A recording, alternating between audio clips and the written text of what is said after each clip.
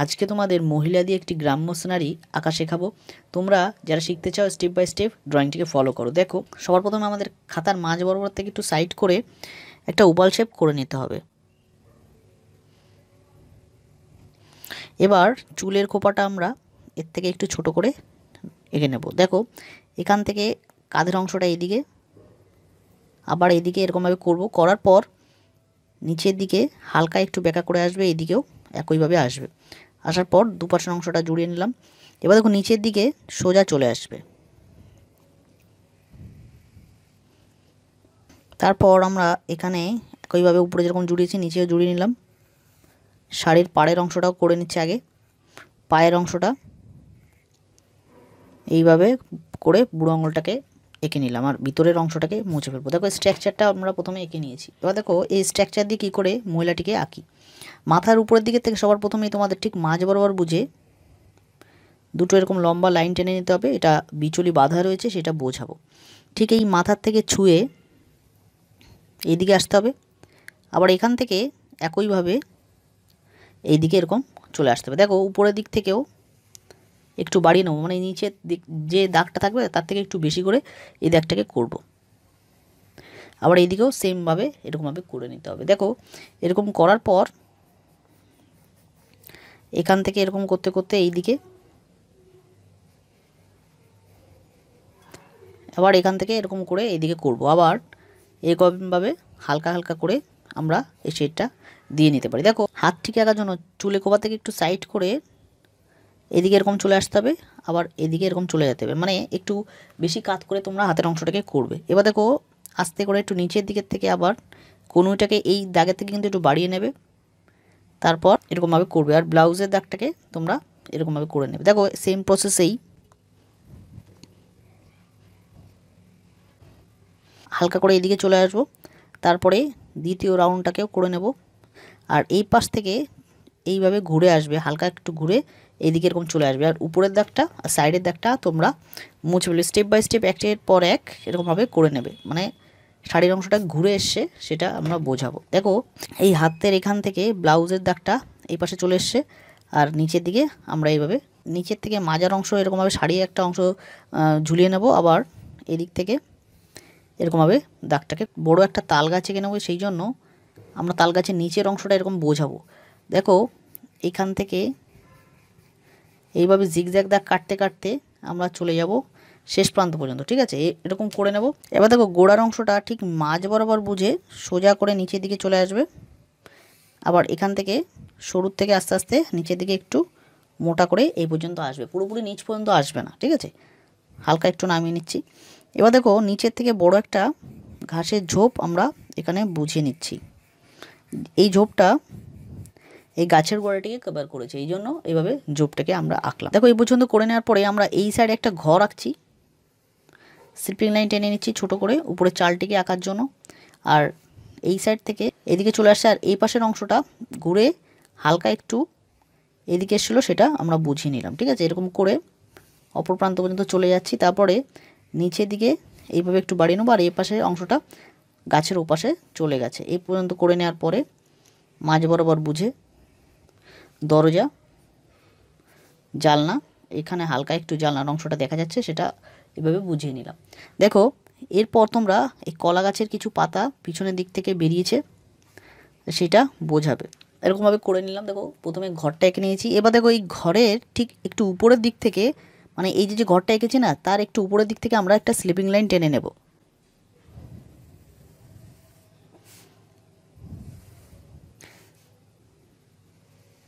এটা ঘরের এই দেওয়ালের ঠিক মাঝ বরাবর বুঝে তোমরা এই স্লিপিং লাইনটাকে টানবে। এবার দেখো, এখান থেকে একটা রাস্তা বের করে নিয়ে আসছি। এই রাস্তাটা বোঝানোর জন্য আমরা ঘরের এইখান থেকে এরকমভাবে সোজা করে নিলাম। এবার দেখো, এখান থেকে ঘুরে এসছে রাস্তাটা, এদিকে চলে এসছে, এই সেম মাপে চলে আসবে। আবার এখান থেকে একটু শুরু করে আমরা এই রাস্তাটিকে ঘুরে নিচ্ছি, ঘুরে তালগাছের এই পাশ থেকে চলে আসবে সেটা আমরা বুঝে নেবো এইভাবে। ঠিক আছে, একদম সিম্পলভাবে তোমরা করবে। নিচের অংশটা বড় বড় দুটো পাথর আমরা এই পাশ থেকে এঁকে নিচ্ছি, যে এই সাইডের অংশটাকে কভার করে দিয়েছে। দেখো, আমরা দূরের থেকে কিছু ঘর এঁকে নিচ্ছি যেগুলো ছোট ছোট করে দেখা যাচ্ছে, তা সেমভাবে আমরা আরও ঘর এঁকে নিচ্ছি। দেখো, আমরা যেহেতু সমস্ত এই সাইডের অংশটা করে ফেলেছি, সেহেতু আমরা দূরের থেকে এইভাবে পিছনের এই জঙ্গলগুলোকে আঁকতে আঁকতে একদম অপর প্রান্ত পর্যন্ত এরকম চলে যাব। তা সিম্পলি একটি ড্রয়িং আমি তোমাদেরকে করে দেখালাম। এবার দেখো স্কেচ পেন দিয়ে ভালো করে হাইলাইট করে দেখাচ্ছি, তারপরে আমি রঙটা করে দেখাবো। তোমরা ভিডিওটিকে শেষ পর্যন্ত দেখো। আকাশের উপরের দিকের থেকে কোবাল্ট ব্লু কালারটা ইউজ করবে তোমরা, স্লিপিং লাইন টানার মতো এরকমভাবে টানবে।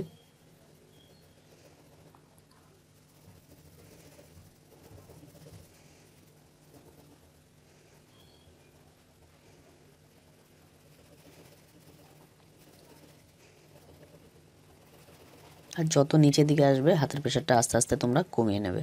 তোমরা স্কাই ব্লু কালারটা ইউজ করবে উপরের দিকের থেকেই। বল ব্লু কালারটা যেখান থেকে করেছিলাম সেখান থেকেই তোমরা স্কাই ব্লু কালারটাকে ইউজ করতে করতে এবার নিচের দিকে আসবে, যাতে এই যে ছোটো ছোটো সাদা সাদা গ্যাপগুলো কোথাও যেন না থাকে। স্লিপিং লাইন টানার সময় এগুলো খেয়াল করে করে রঙটাকে করতে হবে।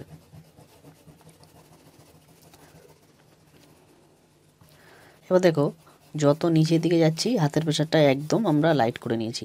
এই প্রসেসে প্রথমে রঙটা করে নেওয়ার পর হোয়াইট কালারটা ইউজ করে তোমরা নিচের দিকের থেকে পুরো জায়গার রঙটাকে ক্লিয়ার করবে।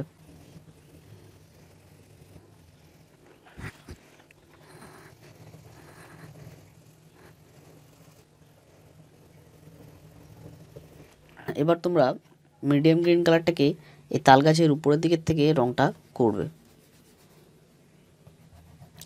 এভাবে উপরের থেকে নিচের দিকে আসবে আর হাতের প্রেশারটাকে একটু কমিয়ে নেবে।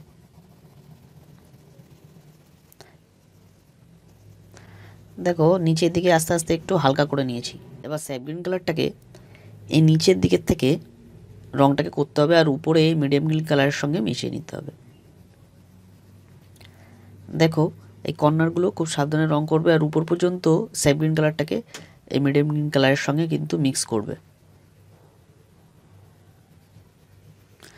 তোমরা যখন এই রঙটা করবে সবসময় খেয়াল রাখবে এই শার্প অংশগুলো স্টেপ বাই স্টেপ এরকমভাবে এই তাল গাছের উপরের অংশটা যখন রং হয়ে যাবে তারপরে তোমরা আকাশের রঙটা পুরোপুরি প্রথমে করে নেবে, তারপরেই তোমরা উপরের থেকে রঙটা করতে করতে নিচের দিকে আসবে। দেখো এই তাল গাছের এক সাইড থেকে তোমরা ডার্ক ব্রাউন কালারটাকে ইউজ করবে এক সাইড থেকে,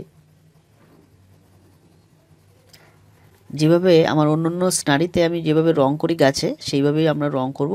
এক সাইড থেকে ডার্ক ব্রাউন কালারটা করে অপর দিকটা আমরা হালকা একটু হাতের প্রেশারটাকে কমিয়ে রাখছি। এরপর বার্নসেনা কালারটা ইউজ করবে এই ডার্ক ব্রাউন কালারের সঙ্গে মিক্স করে আর একটু এই যে সাদা অংশটা যেদিকে সেই দিকে একটু বাড়িয়ে নিয়েছি।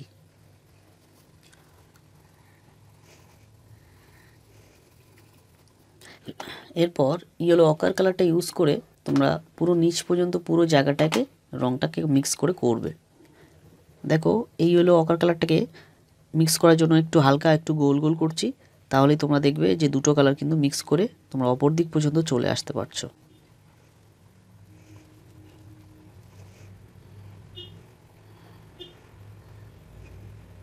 এরপর ব্ল্যাক কালারটা ইউজ করবে তোমরা এইভাবে তাল গাছের এক সাইড থেকে।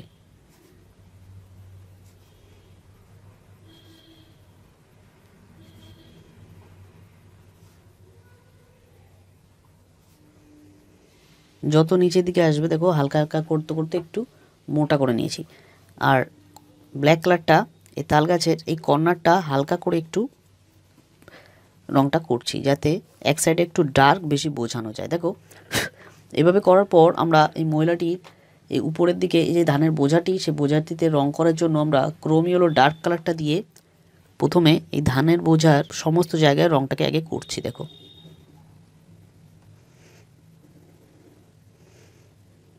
এই শেষ প্রান্তটা আমরা একটু হালকা হালকা রাখছি।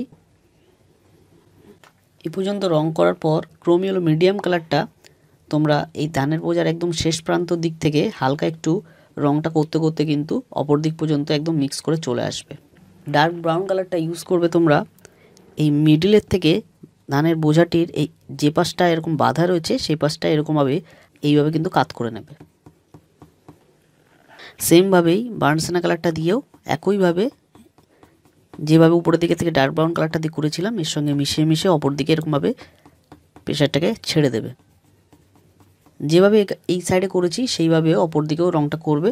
আর যেখানে বাঁধা রয়েছে সেই অংশটায় আমরা বার্নসেনা কালারটা দেওয়ার পর ব্ল্যাক কালারটা দিয়ে একটুখানি দড়ির অংশটিকে বুঝিয়ে নিলাম। দেখো এই সেম প্রসেসে তোমরা এই পাশেও রঙটা করে নেবে। এবার এই ঘরের রঙটা করার জন্য নিচের দিকের থেকে রেড কালারটা দিয়ে ডিপ করছি, এরকমভাবে স্লিপিং লাইন টানতে টানতে উপরের দিকে যাচ্ছি। দেখো উপরের দিকে আস্তে আস্তে হাতের প্রেশারটাকে হালকা, তারপর অরেঞ্জ কালারটা ইউজ করে রেড কালারের সঙ্গে মিশিয়ে আস্তে আস্তে আরেকটু উপরের দিকে হালকা, তারপর ক্রোমিওলো ডিপ কালারটা তোমরা উপরের দিকের থেকেই রঙটা করে নেবে, করে নিয়ে নিচ পর্যন্ত পুরোপুরি চলে আসবে। ঠিক আছে, এই প্রসেসে পুরোপুরি জায়গাটার রঙটা তোমরা করবে।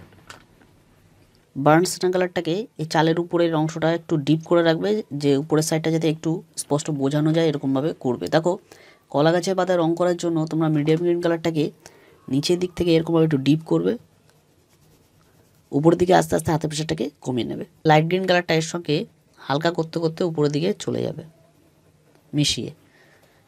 লেমন ইয়েলো বা ক্রোম ইয়েলো যে কোনো একটা কালার ইউজ করে উপরের দিকের থেকে রঙটা করতে পারো, আমি ক্রোম ইয়েলো কালারটা ইউজ করছি।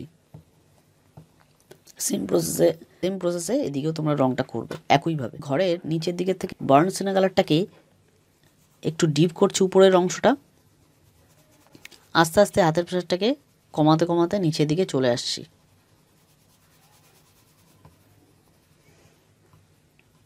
এরপর পিচ কালারটা ইউজ করতে হবে নিচের দিকের থেকে মিক্স করার জন্য। ঠিক আছে, এভাবে বার্নস্টাইন কালারের সঙ্গে পিচ কালারটা নিচের দিকের থেকে মিক্স করবে আর উপরের দিকে উঠে যাবে।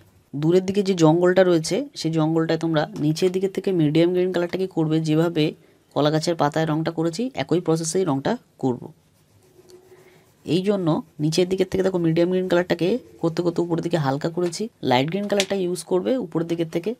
এই মিডিয়াম গ্রিন কালারের সঙ্গে লাইট গ্রিন কালারটাকে হালকা হালকা একটু উপরের দিকে মিক্স করতে করতে নিয়ে যাব, একদম আবছা আবছা হালকা থাকবে। ঠিক আছে, সেম প্রসেস কিন্তু পুরো জায়গার রঙটা করবে। এরপর লেমন ইয়েলো কালারটা দিয়ে এই উপরের অংশটা মিক্স করতে হবে। তাহলে আশা করি তোমরা বুঝতে পেরেছো। তিনটে কালার ইউজ করে তোমরা এই দূরের অংশটায় ভালোভাবে রঙটা করবে। দেখো উপরের দিকে পুরোপুরি জায়গাটার রঙটা আমি করে দেখাচ্ছি, তারপরে বাদবাকি রঙটা আমি দেখাই। এ পর্যন্ত রং করে নিয়ে নিচের দিকের থেকে এই যে মাঠের অংশটা এখানে আর এই সাইডে রয়েছে একইভাবে তোমরা রঙটা করবে। দেখো নিচের অংশটা এই মিডিয়াম গ্রিন কালারটাকে একটু গোড়ার দিকটা একটু ডিপ করব, ডিপ করে আস্তে আস্তে হালকা, এখানেও একইভাবে।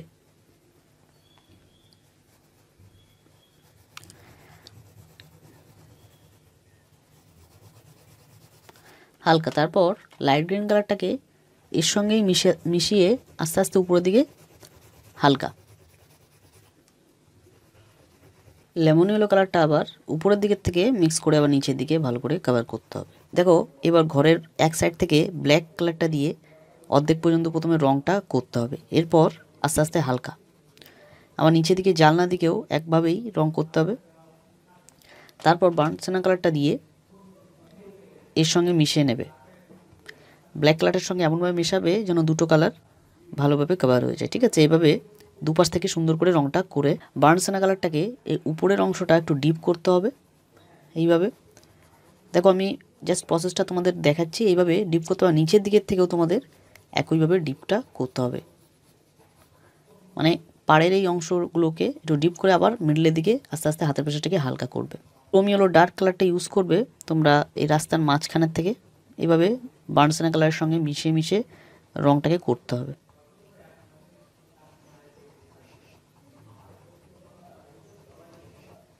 দেখো পাথরের কালারটা করার জন্য এক সাইড থেকে আমি ডিপ করে ব্ল্যাক কালারটা করছি, করে আবার এক সাইডে এরকমভাবে বাড়িয়ে নিচ্ছি। ঠিক আছে, পুরো অর্ধেক পর্যন্ত এরকমভাবে করে হালকা করে যাব। তারপর পিচ কালারটা ইউজ করতে হবে এই হোয়াইট কালারের দিক থেকে। আগে প্রথমে এই সাদা অংশটাই আগে করে নেবে, তারপর গোল গোল করে মেশাবে। কালো কালারের দিক থেকে করতে করতে আসলে বেশি ডার্ক হয়ে যাবে।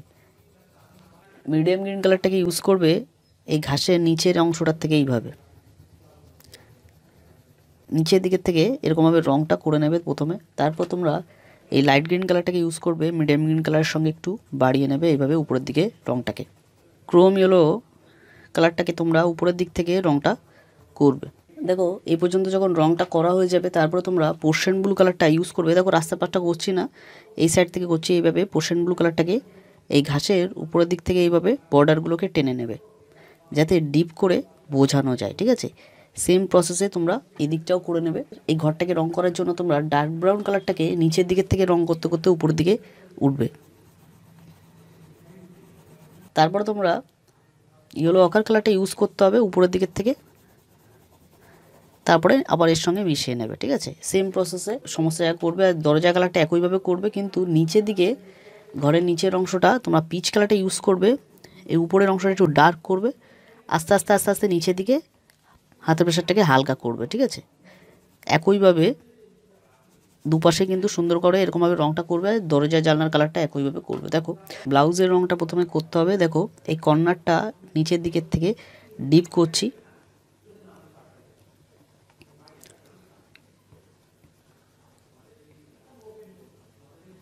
তারপর পিঙ্ক কালারটা ইউজ করবে তোমরা উপরের দিকের থেকে। এইভাবে রেড কালার সঙ্গে মিশিয়ে নেবে যাতে দুটো কালার সুন্দর করে মিক্স হয়ে যায়।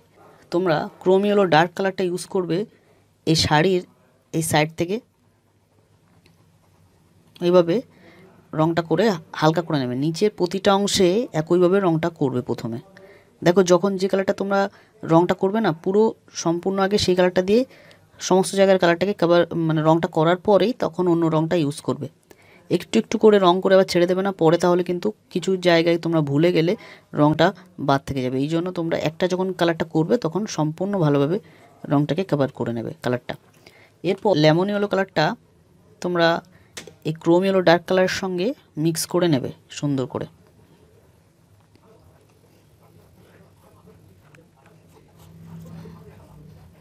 পোর্শন ব্লু কালারটা তোমরা নিচের এই পাড়ের অংশগুলো দিয়ে রঙটা করতে হবে। দেখো এরকমভাবে ডিপ করবে নিচের অংশটা প্রতিটা সাইড দিয়ে, আর এর পাড়ের যেহেতু লম্বালম্বি করে রয়েছে সেহেতু এক সাইড থেকে এরকম ডিপ করবে।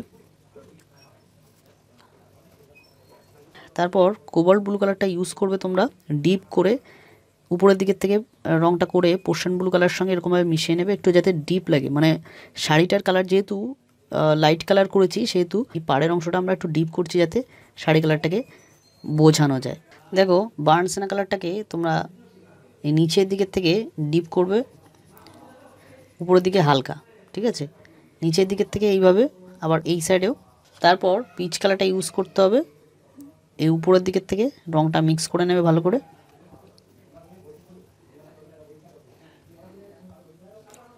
তারপর চুলের কালারটা তোমরা ব্ল্যাক কালারটা দিয়ে ইউজ করবে সবার শেষে, যখন সমস্ত কালারটা যখন হয়ে যাবে। সম্পূর্ণ কালারটা আমি করে দেখিয়েছি। তোমরা যদি এরকম নতুন নতুন ড্রয়িং ভিডিও দেখতে চাও চ্যানেলটিকে অবশ্যই সাবস্ক্রাইব করে রেখো।